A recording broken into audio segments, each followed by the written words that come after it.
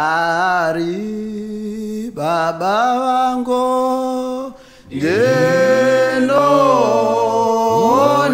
vanhu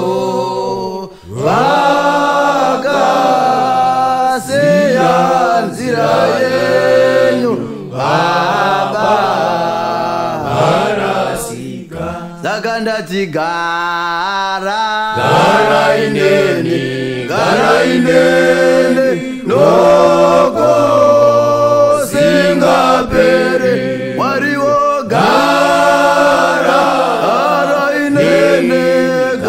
inene noko singapere pasi pano pose